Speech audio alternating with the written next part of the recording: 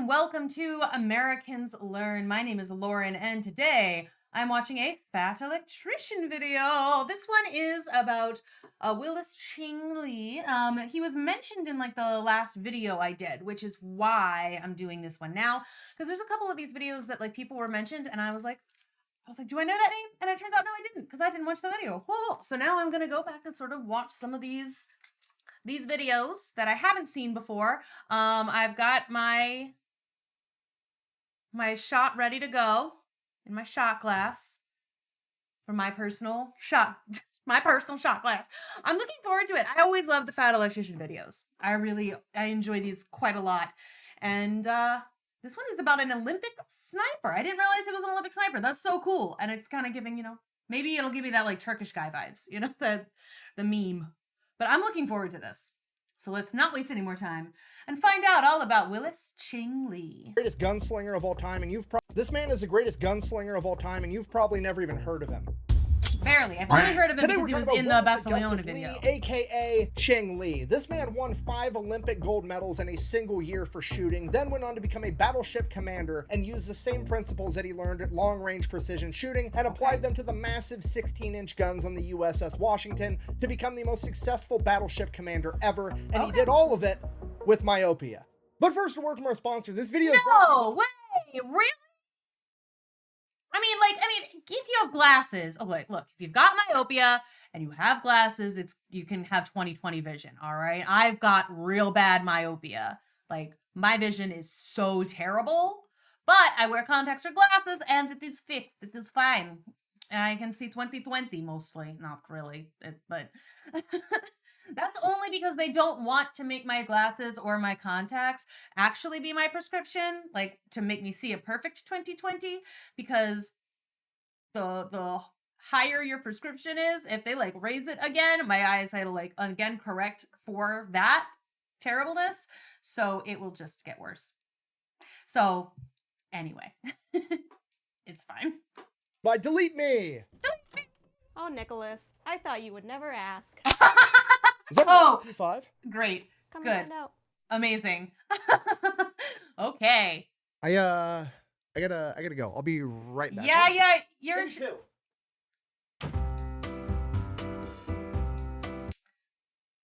You got it back. Sorry about that. Like I was saying, this video is brought to you by you gotta have that. You gotta have eyes on that particular gun at this point. After that entrance. Delete me. All right, here's the deal. It's super straightforward. You give Delete Me money, they turn around and they make sure that data brokers on the internet aren't selling your personal information, because if Delete Me submits an opt-out request, these data brokers are legally required to take that information down and quit selling it. The problem is there's hundreds of data brokers and they make it unnecessarily difficult to submit these opt-out requests, so Delete Me does all of that for you. And yes, most of these data brokers more than likely have your information because we've all signed up for a free trial or we've all downloaded a free app, and whenever you click that little check mark that says I agree to these terms of service, inside of those terms of service, it usually says, hey, our app or our service isn't actually free, and the way we make money is we use this to harvest all of your data, and then we turn around and sell that data on the internet, and that's how we make money. If so facto, our app or our service isn't free, we've just turned you into the product, and now we're gonna sell you. I think we all agree that's not cool, but that's the unfortunate fact of life. Nothing is actually free. But here's the good news. You sign up for Delete Me, you use the discount code electrician, it's gonna save you 20%. You're gonna end up paying like $6 a month to get all your information deleted off the internet, and all that free shit that you've already enjoyed. While it might not actually be free, Delete Me can make sure it only costs you like $6 a month instead of having all your personal information sold on the internet. It's the first time I've heard him say how much it actually would cost. Let's so get back that's to the not video. so bad at all. On today's episode of Badasses with Bad Eyesight, Ching Li, born in a small town in Kentucky in 1888, his father was a local judge and had a lifetime passion for shooting, a love for shooting that he would pass on to his son, Lee Jr. By the time Lee was 10 years old, he was such a good shot that he could shoot a bird in flight with his .22. Because of that, he became his small local town's pest exterminator. Anytime anybody had any rodent or any type of pest that they wanted gotten rid of, they would call the young Ching Li and he would take care of it for them. Fun! Okay, I'm getting a little bit of Annie Oakley vibes, a little bit. It's like, I can get a sparrow with a bow and arrow. That song. For them. In addition to his passion for shooting, he also thoroughly enjoyed blowing shit up for fun because, well, there's not a whole lot to do in Kentucky in the early 1900s and America. Yeah! Oh my god. Okay, I do like the little shout out for Kentucky ballistics, but yeah, no, exploding things is fun. I've always enjoyed setting things on fire and you know, we have fun. Oh, there is poop on everything! Unfortunately for Lee, this would bring about a lifetime full of problems because one day him and his brother decided to fill a coffee can full of black powder, have a line of black powder leading away from the can so that they could light it safely. Yeah. They lit it, the fire went all the way down the line of black powder into the can, and nothing happened. So they waited, and then No, nothing don't go up continued to it. happen. So finally, Willis Lee approached the can, looked at it, got close, opened it up, and then it blew up in his face, giving him severe burns all over his face and eyes. Due to the severity of the burns, it was believed in the days immediately following the accident that Lee would be blind for the rest of his life. Fortunately, he would regain a significant amount of his eyesight. Okay. However, his eyes were permanently damaged and he would have to wear thick glasses for the rest of his life. So obviously, Can't imagine how that is.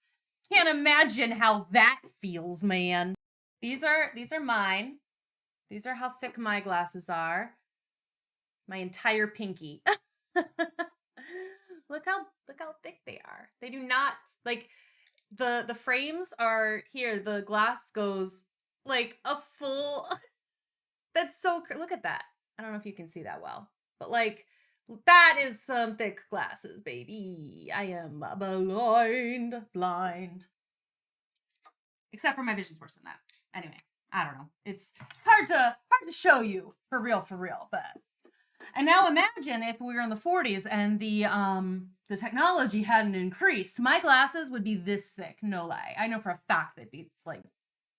the young Ching Lee was a pretty rambunctious kid, and that translated over into the classroom as well, because he is the classic case of the kid that's so smart that school doesn't interest him or keep him stimulated, so he has a bad habit of giving off tasks and doing things he shouldn't be doing. Mainly, he was a prankster and a humongous smartass. For example, when he was 12 years old, he was already chewing tobacco, and the teacher would always confiscate his pouch of tobacco, walk it across the schoolhouse, and throw it into the wood-burning furnace in the corner. Finally, Lee got looking sick out for of his the dental teacher health. burning up all his tobacco, so he went home, emptied tobacco out of the tobacco pouch, Is he gonna filled it full explode of it? black powder, and stuck that in his pocket and waited to go to school the next day. Sure enough, teacher confiscates the pouch That's of so black dangerous. powder, walks it over to the furnace, throws it in, blows up the entire wood furnace. That's And then, in true smartass fashion, when Lee got in trouble for it, he said, "Look, this isn't my fault. You took my shit, didn't ask me what it was, and then threw it into fire. That's 100% on you." No. On another occasion, the teacher had the audacity to send Lee home. no, just because he knew he wasn't supposed to be doing it. Nope, sorry, Lee.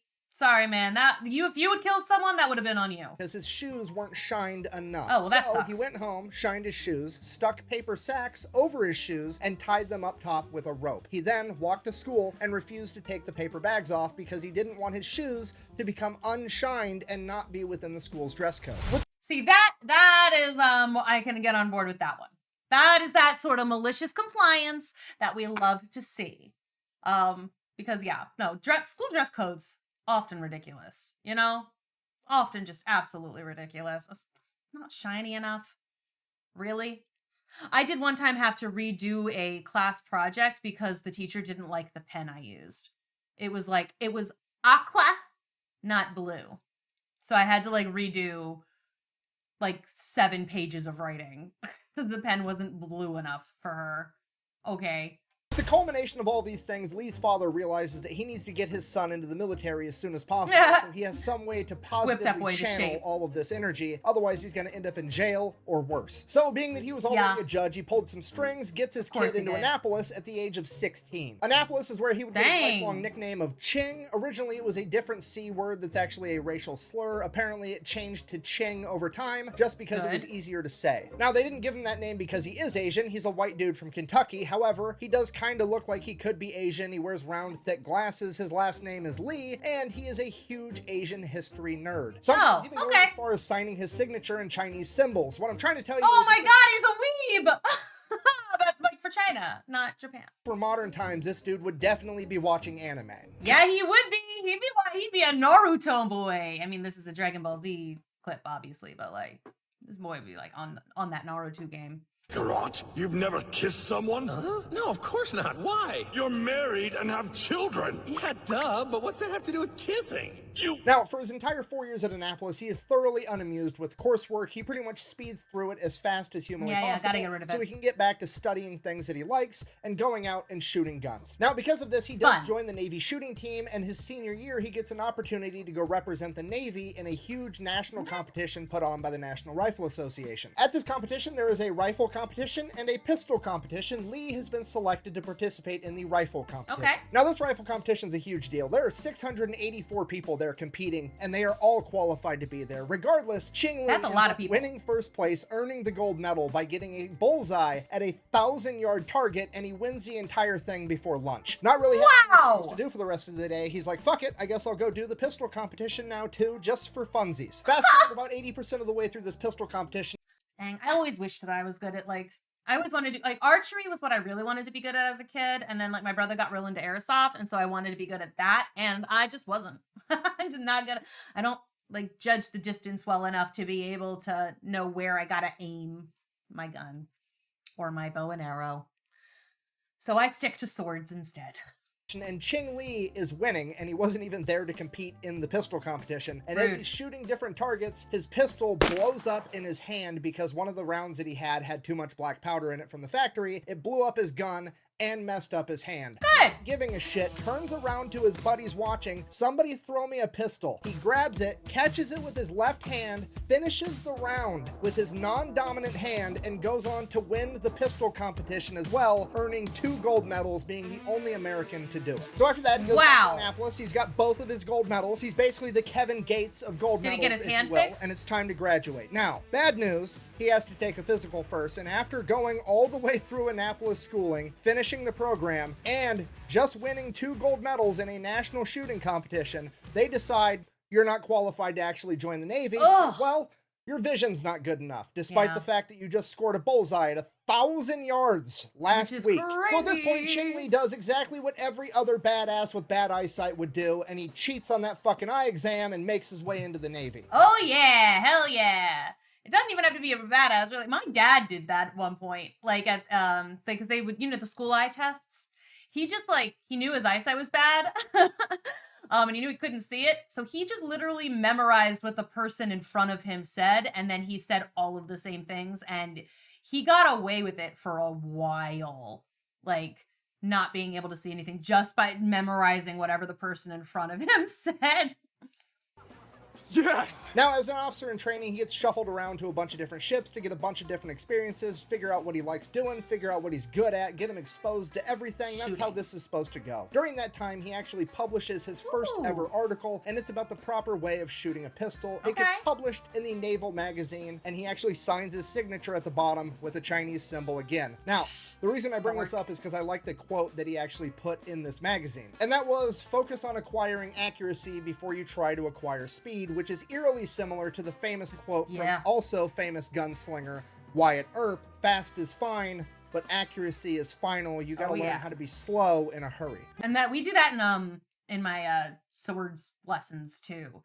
Like practicing things really, really slowly to get the muscle memory down and to figure out where exactly you want your blade to go, where you want every single part of your body to be. And once you can do it slow, you can speed it up, but doing it slow really, really locks in how you're supposed, how to do it. And then that helps because when you're actually in a spar, you're not really thinking about accuracy. You're not thinking about form as much. Things are kind of just going to happen. So if you've trained your body to do it slow and now you have to do it on instinct, you'll do it correctly and you're going to be right and you're going to win. So my point being, game like recognized game, they're both onto something, and you should probably write that shit down. Now, the young Lee finally makes his way onto the USS New Hampshire, and that is when the occupation of Veracruz happens. All right, super brief, oversimplified version of what's happening right now. It is 1914, and Mexico is having a revolution, and the new Mexican government is not a huge fan of the United States of America. Because of that, the Tampico affair ends up happening, which is the Mexican government basically captures and detains a bunch of American sailors for a little while. It's a big diplomatic nightmare between Mexico and the United States. Because of of that, the president at the time, Woodrow Wilson, decides that he's going to put an embargo on Mexico, and he's not going to let any guns into the country because he's scared that they're going to use them against America. And in April of 1914, Mexico gets a huge shipment of firearms despite the embargo. Ipso facto, Woodrow Wilson sends in the Navy and the Marines to go get those weapons back. Now bear in mind, this is 1914. There's no Higgins boats, there's no amphibious landing vehicles, nobody's doing D-Day type shit, so it's literally just a bunch of Navy and Marine dudes getting driven ashore in whaling boats, hopping out and going to find these guns, I guess, because the president said so. So, since, you know, America's basically invading Mexico, some of the Mexicans get pretty pissed off, obviously, so they start shooting at the Americans, which, you know, not super happy about it, but I understand the sentiment. I would do the same thing if I were in their shoes. Now, unfortunately for them, the downside of shooting at people is they're probably going to shoot back, you know, assuming they have guns, which America always does. America's got those guns. America always has guns unless you're watching Yu-Gi-Oh! On 4Kids, because then they don't. Japan gave them guns, gave the characters guns. The 4Kids, America did not give them guns, which is still so funny to me. I only, like, so on Patreon, we're watching Yu-Gi-Oh! Jessica and I are watching Yu-Gi-Oh! Over there, and then like we occasionally are going in and doing the abridged versions as well, but by a little Karibo, and that is how we know that on the American version of Yu-Gi-Oh! They did not get guns. Like, America took away the guns, which is, anyway, wild behavior from America. Now, somewhere along the line, Lee's entire unit gets pinned down by these enemy snipers that are up on top of roofs and inside of windows and high buildings. Ooh, is he gonna shooting at guys lower on the ground, and nobody's able to shoot these guys back, and everybody's just pinned down where they're at. So, Lee, remembering like, oh shit, I'm the main character with bad eyesight, I got this, grabs his gun and just walks out in the middle of the street corner in broad fucking daylight with no cover whatsoever, and he just sits there with his gun. Sure enough, after a couple of seconds, somebody finally shoots at him, but they miss. And now Lee saw where they're at, and Lee shoots back. And remember, Ching Lee doesn't miss. And then he continues to sit there, and somebody shoots at him, and they miss. How? And Lee shoots back, and Lee don't miss. How did they miss? How, like, then was every single shot that they got off that did hit somebody then prior to that lucky? Like, I would make a joke about them going to the stormtrooper school of aiming, but at least in the originals, the stormtroopers weren't actually that bad at aiming. They were trying to miss to herd the crew, like the main cast, to where they wanted them to be. But like, interesting. And this goes on for a while, pretty much until they quit shooting at Lee, presumably because there was none of them left. When asked about this later in life, the only thing Lee would say was, quote, "Yeah, I think I got a couple of them." Of all the men that were there and actually saw it, many of them had a much less modest version of this story to tell, with some of them claiming as many as 12 men were dispatched by Lee, all the while he was giving them the first chance to shoot at him. Then later, during this Veracruz side quest, Lee is also credited again with saving a man's life by running through gunfire to get him and provide medical attention. The man is literally Clint Eastwood, except it's 1914 and he's real. Well, you're gonna look awfully silly with that knife sticking up your ass.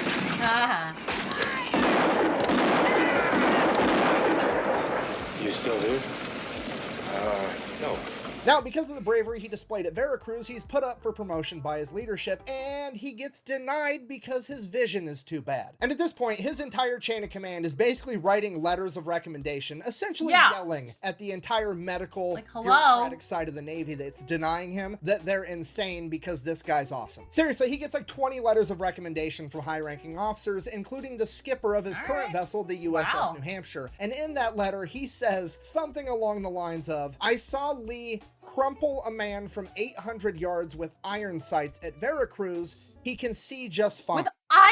Oh, wow, okay. Even I know what that means. Holy shit. So his promotion gets taken into consideration for an extended period of time, and because of that, he gets taken off sea duty and gets sent basically to the middle of the country, and he is working for the US Navy, going to different factories and figuring out what these factories need to do to be able to better manufacture stuff for the US Navy. During this time, he meets his wife in Oskaloosa, Iowa. Then America enters World War I, and he gets sent over to Europe, although he does not get attached to a combat vessel, so he never actually sees combat. After World War I, Lee would would go on to compete in the 1920 Olympics, where he would actually win 7 medals, 5 gold, 1 silver, 1 bronze, which would turn out to be the record for the most medals won by any one person at any one Olympic Games, and that record would stand until 1980. Okay, just so we're on the same page, dude just won 5 gold Olympic medals for sharpshooting, and he's having trouble getting promoted because he has bad eyesight. Anyways, for the rest of the 1920s, he spends pretty much the entire time working on different destroyers, just working his way up the ranks, becoming a bigger and better leader. Now, about his style of leadership, everybody absolutely loves this guy that works with him because he has this way where he just teaches people what they need to do, and if they're not good at it, he gets them good at it, and then he just lets them do their job. He doesn't manage them. He's not up everybody's ass. He just wants to get people where they need to be so they have the skills they need so that they can do their job, and then he goes and dicks off so he can go do target practice and build traps to kill rats because that was like his new hobby. That was seriously what he was known for, building elaborate mouse traps on destroyers. He had ones that were like air guns rigged up to trip wires that would shoot rats, which is the most American shit I've ever heard of in my life. I mean, you know what? He's sticking back to what he was doing before, though, right? When he was killing like pigeons and stuff. So it's like, you know, he's still just doing the same thing. He's just expanding the technology that he has access to. And, you know, if he's still bored, because nothing's really happening right now, because he's not attached to a combat anything, you know, could be fun. Just gotta Home Alone it. Make it a real terrible thing for these poor rats that shouldn't be on the ship anyway. We don't want the rats on the ship, I don't think, right? Entire life. There was another one that was really popular where he had a little miniature guillotine that he had electrically rigged up to a push button on his desk, and all the boys would sit there and play a game. When the rat would run across it, they would try to hit the button just in time to cut the rat in half. And then, like, whenever there was anything to shoot out from the ship, he had his own private stash of guns in his quarters, and he would run out, and there'd be these like glass balls from abandoned fishing nets that would be floating in the ocean, and he'd run out and shoot at them from the deck, and he'd invite the Marines to come out and shoot with him over the PA system, and he was actually out there teaching the Marines how to become better shots. Everybody absolutely loved this guy. So that goes on until about 1930, and then he finally makes his way back onto battleships and heavy cruisers, at which point he gets absolutely obsessed with gunnery. He wants to shoot the big guns better than anybody ever has. He actually ends up writing a paper that later on got published talking about how battleships need to take into consideration the curvature of the Earth when they're gathering targeting data, and he develops the calculations for the battleships to do that. He's literally teaching people how to treat a battleship the way a sniper treats a gun, and it's highly effective. Because after publishing that paper, another battleship commander actually took that data and started implementing it, and his battleship won most accurate ship for the next 3 years in a row, and he said it was all due to Lee's calculations. Okay, if you're not catching on, Lee is actually treating his naval career the same way he treated his academic career. He's not interested in the normal coursework of like leading and micromanaging a bunch of sailors. He wants to get everybody where they need to be. He wants to get through his work as fast as he can so that he can go do stuff that interests him, like pioneering new ways to be accurate with gunnery. Because of this, he develops a reputation as a problem solver. So, late 1930s, they send him over to Washington, D.C., and his orders are basically, get everybody ready for war because we know it's coming. Okay, now this is probably the least coolest but most important part of the entire story. This man essentially got sent to Washington, D.C. to go toe-to-toe against the United States Navy's biggest nemesis, the Bureau of Ordnance. I mean, yep, that sounds like it would be. Like, I mean, we all know that the bureaucracy and the upper echelons of the military suck. Basically every other Fat Electrician tale is about how the higher ups in the military are like bad at their jobs, but also bureaucracy in general and bureaucracy in government. And this is even called the Bureau of Ordnance. That sounds like the worst already, just by the name. Bitch, God. Michael. You're very helpful, aren't you? You try to help everybody. Do you want to play another game? Okay, if you don't know, the Bureau of Ordnance is a bureaucratic nightmare that does nothing but slow down and halt any progress the U.S. Navy tries to make at literally anything ever. For example, if you remember like a month ago when I made the USS Parchi video with Lawson Red Ramage, and he was shooting torpedoes at all these Japanese ships, but the torpedoes would hit and then not blow up because they were duds, because it's a known fact that the Mark 14 torpedo fucking sucked, and he complained to the chain of command, and the chain of command told him, too bad, bad. You just suck with torpedoes. The torpedoes are fine. That was the Bureau of Ordnance. Okay. So basically, the chain of command has That sent Lee to tracks. Washington, D.C. to go toe-to-toe with these guys because they know that Lee doesn't have the time or the temperament to put up with their bureaucratic bullshit. Good. And they're Get him out of absolutely there. correct because Willis Lee is about to turn into a wood chipper for red tape. So Lee shows up and he Nice. starts learning and finding out about all these fancy new toys the Navy has that are just being held up by bureaucratic nonsense. For example, I don't know, fucking radars. Lee, being the forward thinker that he is, he's like, you can put a screen in my office that tells me where the enemy is so that I can shoot them with my big ass guns without even having to see them. Yeah, put that That's on awesome. every fucking ship in the Navy. What's wrong with you? But don't worry, because the Bureau of Ordnance and their infinite fucking wisdom doesn't seem to agree with Lee, and they don't think they're going to be that big of a deal, and they just want to put them on some ships, and they don't want to waste all their money on radars because they're dumb, apparently. But they know Lee's not going to take no for an answer, so they tell Lee that they can't get any more radars due to manufacturing shortages, to which Lee immediately goes, fine, then I'll buy them from Britain. Magically. The Bureau of Ordnance found all the Nice. radars he could possibly need. I bet. Imagine that. Okay, next order of business, American submarines. Their biggest weakness is having purified water because they can't purify water fast enough for how quickly they consume it because the crew needs water and the batteries Guns. in the submarines at this point in time also eat a right. ton of water. Luckily, Okay, no, I went back to like the machine guns or whatever that needed the water to cool them down. It was a different problem. Sorry. there's a new evap system that's going to allow them to have way more purified water, and it's going to be great. Unfortunately, it's held up in bureaucratic red tape. Okay, like they're there. They're done. They've been manufactured. They're ready. But the government wants to run more tests on them, even though everybody in the Navy's like, no, they fucking work. They're just not letting us use them. So Lee just walks in, issues the order to install them, and if anybody has Do a it. problem, they can blame him. So Lee's like just it. getting shit done. He's checking things off. Now, at this point in time, Better to ask forgiveness than permission and all of that, right? Because even if he does get in trouble, at least now the men are going to be in a better position, right? whenever you're doing a bunch of paperwork for the Navy, there's like a status box where you hit it with a rubber stamp to tell everybody how important this paper needs to get through the bureaucratic process. Now, there's 3 statuses. There's routine, priority, and urgent. Obviously, in that order, urgent is like, we need to get this done as quickly as possible. And now, routine is it'll never everything Lee happen. marked was urgent. He didn't give a shit. He needed his shit done right now. Yeah. That's the type of guy he is. But unfortunately, they were still just not getting it done fast enough to his liking. So he's like, fuck it, I'm gonna get my own rubber stamp made that said frantic. So then whenever anybody got Lee's documentation for the first time in their entire naval career, there's a new word stamped there in red That would ink scare that them. sounds more important than urgent. So everybody's just like, oh shit, we're doing this first. And then Lee just uses this to keep on powering Amazing. through to get more and more shit done. Next thing is to get a Amazing. schoolhouse stood up for the U.S. Navy that teaches sailors how to read aerial reconnaissance pictures, because that's going to be huge in an upcoming war, because they're going to need pictures to show where all the reefs and all the atolls are, and they're going to have to be able to read those pictures accurately to get proper intel. So at first, the chain of command is like, okay, well, we'll get Hollywood involved. They know things about like cameras and shit. That's the Okay. right answer, right? And Lee and a couple of other officers that actually have good ideas are like, no, why don't we just go over to Britain and ask them to help us? We'll send a couple of guys over, get them trained by them, because they already do this really well. And Yeah, like Hollywood? All right. Okay. Interesting choice. we're on the same team, it would be great. Why wouldn't you do that? We can share information with them and vice versa, Yeah. and we all get better together. Hooray. At which point, the U.S. Naval Research Laboratory is like, no, absolutely not, because the United States Navy is way better than the British Navy. We don't ask for help from anybody, no?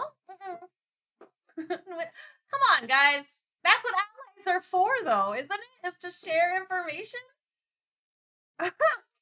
Okay. All right. America never wants to ask for help. Navy, and we know that because we conducted a study that we verified ourselves. Ourselves? Yeah. Okay. Yeah. inside, I This think is, you can't. Okay, look. This is why self-regulatory bodies and all that doesn't. It doesn't work. It doesn't make sense. You can't create. You can't create a system where you do your internal like all of your investigations internally and then just come up with, yeah, everything's fine. We did a test. No, you need an outside body to make it actually a fair. You need an outside body to do that. Someone who is not actually affected by it and who can be unbiased.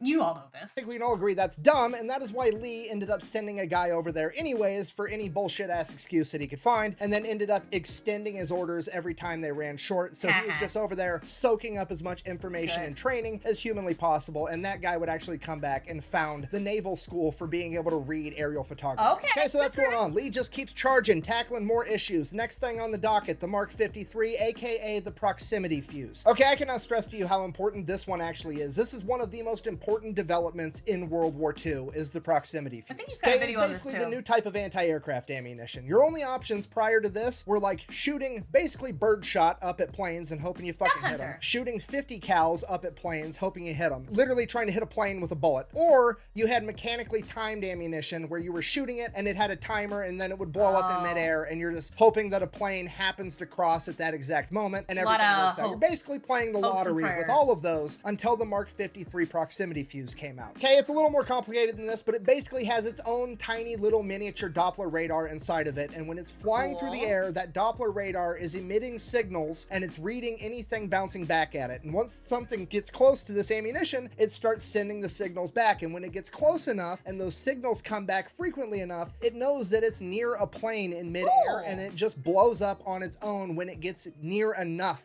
to the plane. Okay, it's the first type of ammunition that actually knows where the plane is and blows up at the right fucking time. It's a big deal. So naturally, the Bureau of Ordnance is like, wow, this thing's incredible. This is a total game changer. We're gonna go ahead and get in the way for no fucking reason. You know what they say? I'm gonna tell you. I thought he was gonna go, we're gonna go ahead and implement it immediately. And then like, you know, be like, actually no, but no, he just went straight for the, we're gonna go and just fuck everything up.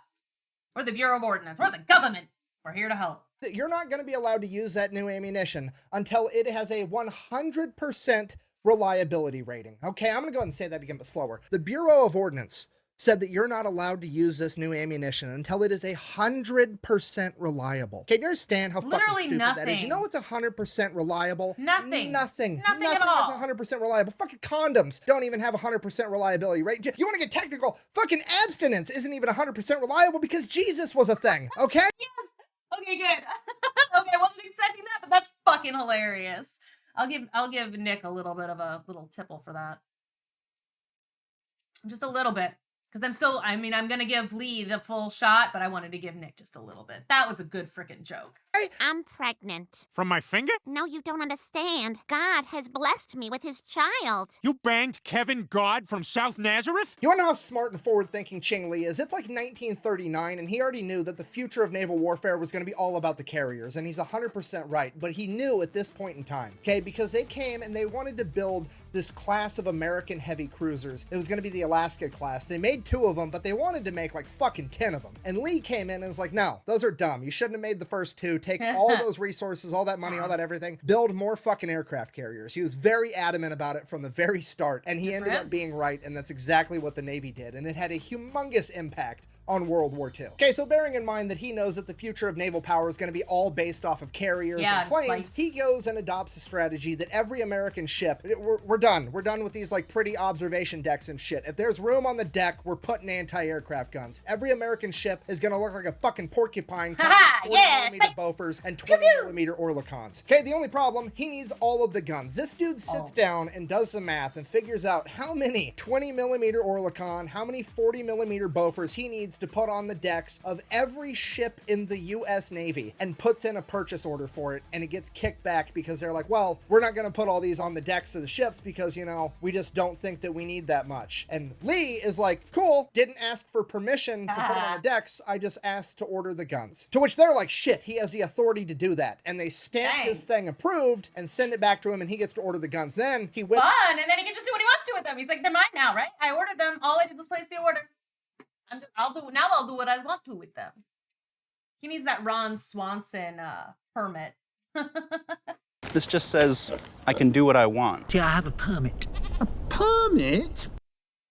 Whips out the old eraser because he filled out the last half of the work order in pen, and after it says order guns full stop, he erases the full stop and then writes down and install them on every ship in the Navy. Full stop. And then that's what he does. And then every time a ship comes back into port, it's just like an army of naval dudes come on and just put anti-aircraft guns on everything everywhere. Then December 7th, 1941, the attack on Pearl Harbor happens. At this point, everything changes. Admiral Ernest King, like top dog at the Navy at this point, looks over to Lee. He's like, this guy gets shit done. I need somebody to make sure that the rest of the Navy is taking this seriously. So he promotes Lee to the Admiral of Fleet Readiness, and it is now Lee's job to make sure that the entire U.S. Navy is like ready for war and treating this how they need to be treating this. And Ching Lee's immediate concern is security because they're way too lax. Okay, they're not even checking IDs, they're just letting people through, whatever. I mean, the orders have changed. Like, they've been told, hey, button this shit up, there's gonna be spies coming, like whatever, but it doesn't mean they're actually gonna do it. So Lee's gonna get to the bottom of that. First things first, remember, prankster at heart.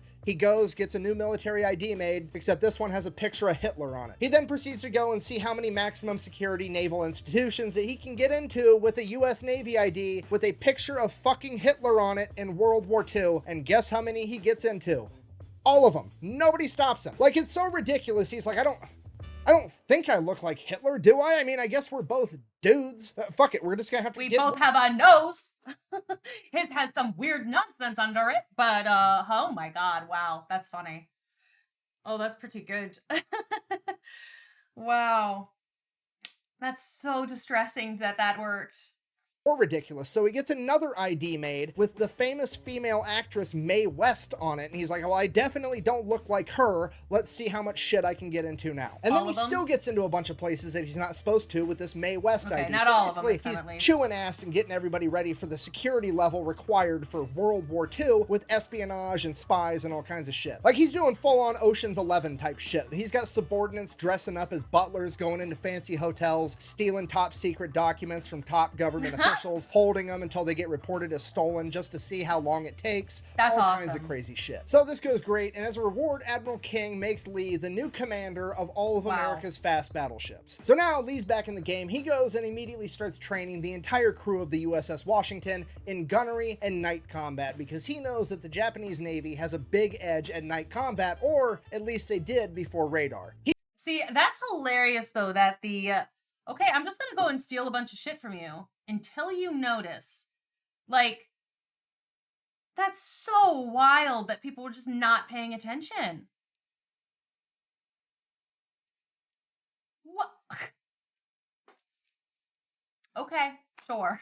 He goes and then masters the radar to the degree that he's probably the most knowledgeable person on these radars in the US Navy, except for the people that literally built them. Sorry, I ran out of time and I had to catch a flight, so we're finishing this video from Texas in my friend Eli's studio. Anyways, back to the story. Not only is he training all of his guys in nighttime combat, he also has to basically go back through and retrain his entire gunnery department because he's not treating the USS Washington the same way every other battleship treats its guns. He's going through and treating each of the 9 guns on the USS Washington like it's its own individual sniper rifle. And while he's doing that, getting the guns more and more accurate, he comes to the realization that all the targeting data and the charts that came with the USS Washington from the manufacturer were wrong. They were off. They weren't accurate enough. So all of it? The Bureau of Ordnance again is like, hey, your charts are wrong. To which This must be his. I mean, this is his nemesis, the Bureau of Ordnance. They must hate him. Honestly, why is bureaucracy even like you know it's ineffective? I mean, I guess the point is to make money, because like, I don't know, it just feels like I don't understand why incompetence is promoted in this kind of way. I don't. I guess is it because it keeps the people who are in charge? Like, is it just corruption? Or like, that's my question. Is it corruption or is it incompetence? Is it both? Why is it allowed to continue? I feel like so many of these videos, it's like the same story over and over again, wherein somebody knows how to do something correctly. They know how to do it efficiently. They know how to do it well. And when they try to implement it, it's shot down because reasons? I don't know. Okay, I don't know. So someone tell me. Which the Bureau of Ordnance is like, no, they're not. You're wrong. Except for the fact, obviously, Ching Lee doesn't miss. So he says, fuck it, and he redoes all of the charts and all of the targeting data himself. Over the course of the next couple months, he gets his crew and the guns on the USS Washington so accurate that he ends up having a light cruiser from his task force go 10 miles away, and then he fires the guns towards that ship and has the ship call in and say how close it was to the actual target. And he can walk these shells right up to the wake of this light cruiser without actually touching it. Literally like putting an apple on top of your head and letting your buddy shoot at it with a bow and arrow, except he's doing it with battleships. So fast forward November 1942. I mean, that's definitely shows the amount of trust they had in him, though. Like, that's wild. Battle for Guadalcanal's going on, and the Japanese Navy is being sent to go bombard Henderson Field, which is an American airstrip that is instrumental to the war effort, and they can't let it get destroyed. So Lee and his task force get sent in to go defend it. And right out of the gate, this entire thing is a shit show. They're sending in Lee and the USS Washington and the USS South Dakota, the USS Washington's sister ship. Now, the real problem, they're sending in 4 destroyers with them, but these destroyers were picked for the sole purpose of they were there and they were the ones with the most fuel. They had never worked with Lee. They didn't know how he operated. They did not really know what was going on, but it just kind of happened. They all got lumped together and got sent out to go defend Henderson Field. So they're out there on patrol. They end up getting basically ambushed by a Japanese task force that opens fire on the destroyers. This task force has managed to hug one of these smaller islands to avoid being detected by radar, opened fire on the 4 destroyers, ended up sinking 3 of them and critically damaging the 3rd, at which point they start opening fire on the USS South Dakota, at which point Ching Lee sends a famous radio transmission. Stand aside, I'm coming through. This is Ching Lee. Now, this Japanese task force has a couple of destroyers. It also has the IJN Otago and the Takao, both of which are heavy cruisers. And they have their flagship, the IJN Kirishima, which was originally a battle cruiser, but in the 1930s, it got a bunch of upgrades in armor and firepower, having it reclassed as a battleship. This is now a battleship versus battleship fight. The Japanese task force is continuing to target the South Dakota. Lee sneaks around the backside, clears the South Dakota, turns all 9 of his guns, and opens fire directly at their flagship, the Kirishima. And with the first salvo, he hits, and then he keeps hitting, and he hits more, and he's hitting the enemy so hard, so fast, so accurately, they don't even start returning fire. And within the span of 5 minutes, he manages to hit the Kirishima with 20 main battery hits and 24 hits from his secondary 5-inch. Whoa! Each one of those shells is 16 inches in diameter and weighs 1,700 pounds. Willis Ching Lee just bitch slapped the Kirishima with a goddamn car dealership in 5 minutes. Okay, just so we're on the same page, the Kirishima has now been reclassified twice. The Japanese upgrade Battleship sunk. Oh, salvage. Like, it goes reclassified to battleship, reclassified to salvage. It and reclassified it from a battle cruiser to a battleship, and Ching Lee has now just downgraded it from a battleship to a fucking coral reef, and he did it in 5 minutes. This is the last time in world history that a battleship sank another battleship in combat. Now, at this point, the USS South Dakota's you know what? We're almost done, so that'll be my cheers moment for him. That's awesome.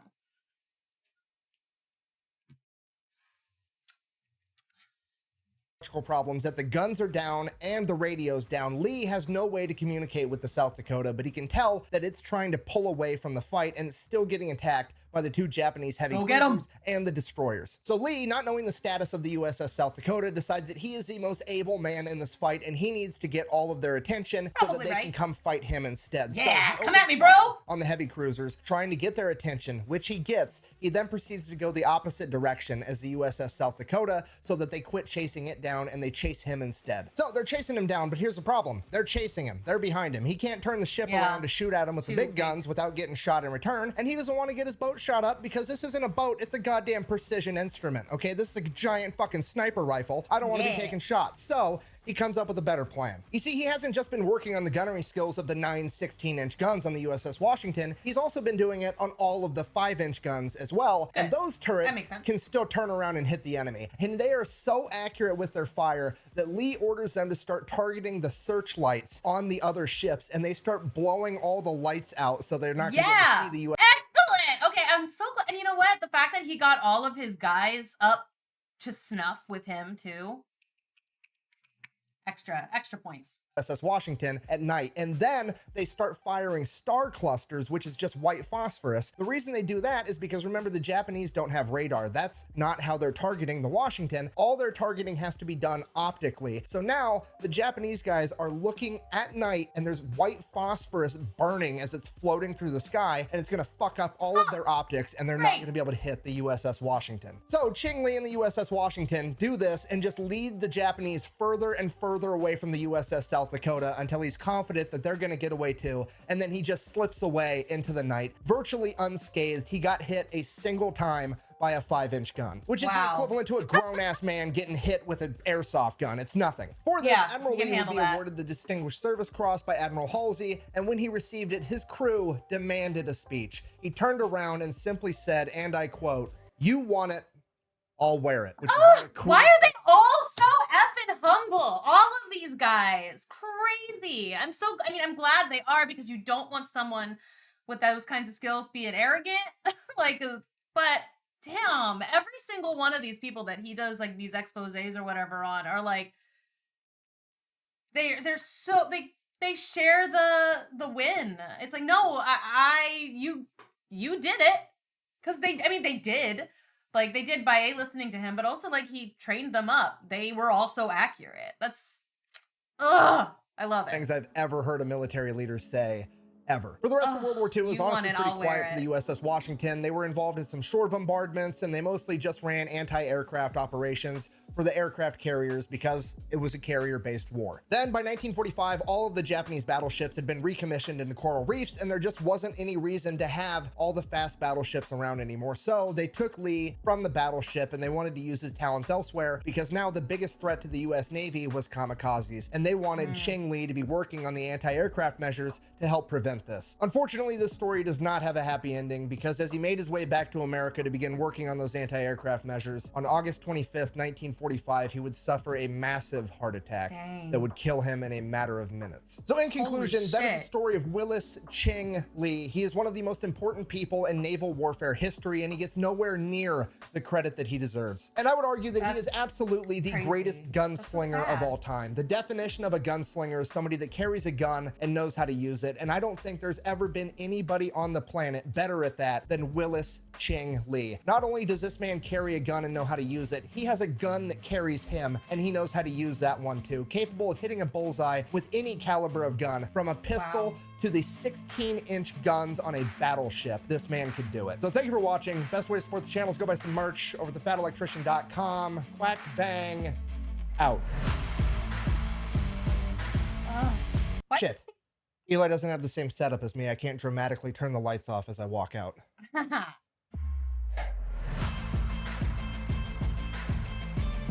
Oh man, wow.